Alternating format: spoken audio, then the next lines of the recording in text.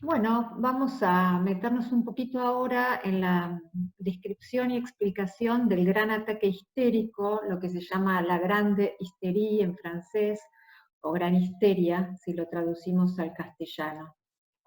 Ustedes tienen como bibliografía obligatoria un texto que se llama Acerca de la histeroepilepsia, es un escrito de puño y letra de Charcot, y ahí van a ver cómo él hace el diagnóstico diferencial entre el ataque histérico y la epilepsia verdadera, porque hay una de las fases del ataque histérico que suele confundirse con la epilepsia, al punto tal que muchos autores hablaban de histeroepilepsia. Lo que va a decir Charcot es que se trata en realidad de verdadera histeria epileptiforme, es decir, con apariencia de epilepsia.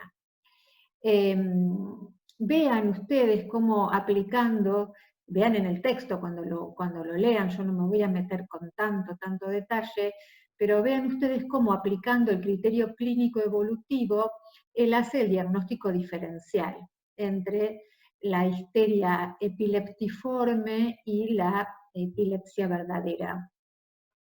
Desde el punto de vista de la descripción clínica, lo que van a encontrar ustedes son las distintas fases por las que pasa el ataque histérico, que comienza con lo que se llama pródromos, es decir, pequeños signos que anuncian que va a venir el ataque, que continúa con una fase convulsiva epileptoide, esta es la que se presta a confusión, porque tiene una parte tónica, es decir, de rigidez muscular, y luego otra subfase clónica de sacudidas que recuerdan al ataque epiléptico. A esto le sigue la llamada fase de clownismo, se la denomina así porque el enfermo hace los grandes movimientos de payaso, como si fueran pasos de baile, o movimientos ilógicos.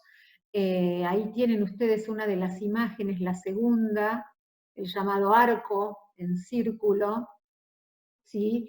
Que es uno de los síntomas de esta fase, a la que se le puede sumar también un delirio de tipo onírico, un delirio teatral, en donde el sujeto pone en escena o revive sucesos de la vida pasada en un estado de conciencia estrecho, es decir, con una conciencia parcial de lo que pasa a su alrededor. Y la fase final con sollozos, risas, etc. Como ven ustedes, es una presentación muy espectacular. Si han estudiado en teoría psicoanalítica, han tenido algún acercamiento al caso Dora de Freud, que también es un caso de histeria, habrán visto, bueno, que los síntomas que presentaba Dora no tienen mucho que ver con esto, ¿no? Justamente en el caso de Dora se trata de una pequeña histeria o petite hysterie caracterizada por signos clínicos que no tienen esta dimensión tan ruidosa del gran ataque histérico.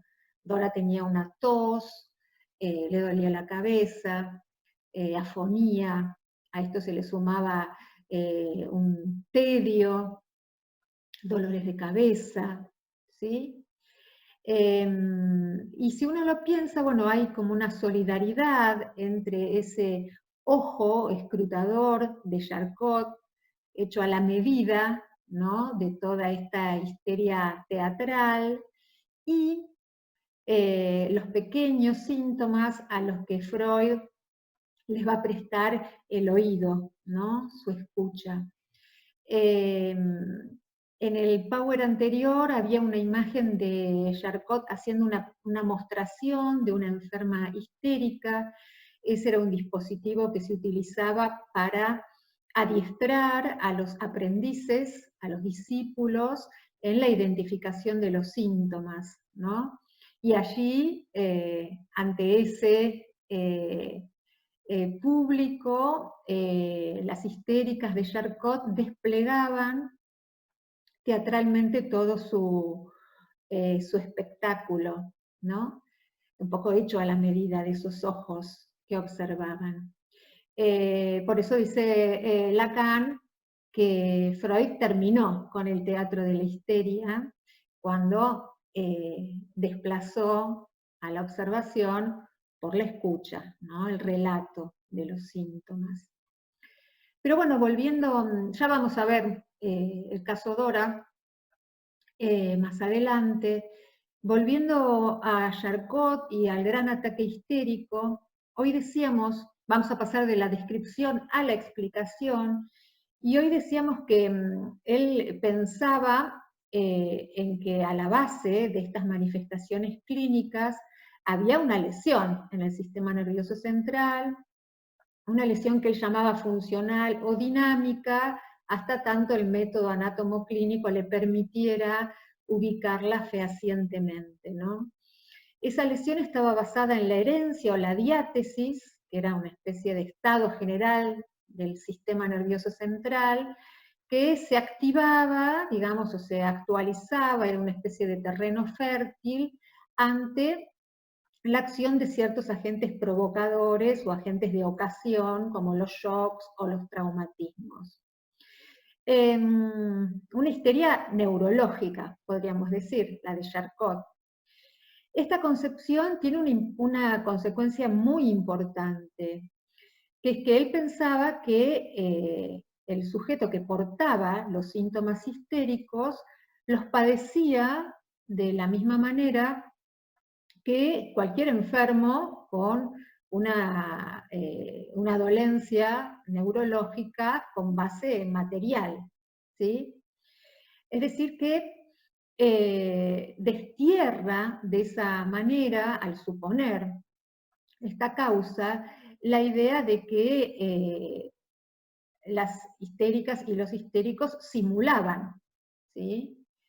Si ustedes ven allí el cuadro, esa hipótesis causal tiene como efecto situar al síntoma como objetivo, ¿sí? Con eso él afirma la objetividad del síntoma, es decir, que no es dependiente de la subjetividad consciente del enfermo, ¿no?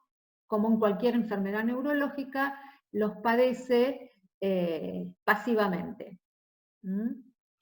Bueno, un poco más adelante en la obra de Charcot, yo no me voy a meter en esto, pero sí lo van a encontrar ustedes en el PDF más desarrollado, sobre todo cuando Charcot empieza a estudiar la hipnosis y estudiar casos de histeria traumática, es decir, desencadenados por accidentes de trabajo, por accidentes ferroviarios, por ejemplo.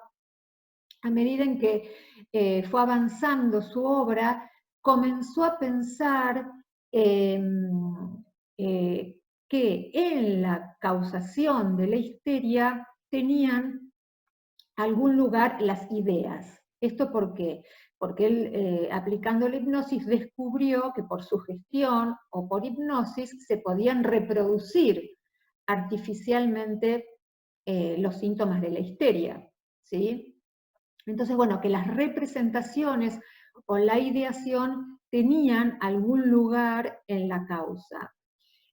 Sin embargo, no llega a postular la existencia de una histeria psicológica, digamos.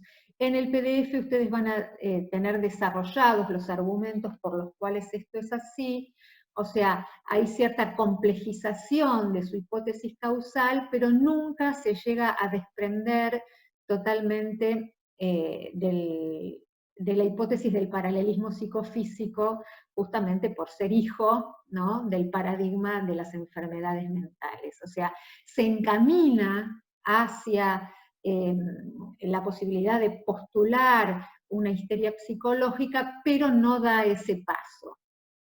Algunos autores dicen que es una especie de hombre frontera, ¿no?, que indica cuál es la frontera que hay que cruzar, pero que él no la cruza. Justamente el que va a cruzar esa frontera para poder llegar a pensar el determinismo psíquico de los síntomas histéricos va a ser Freud. Eso lo vamos a ver un poquito mejor en el próximo video.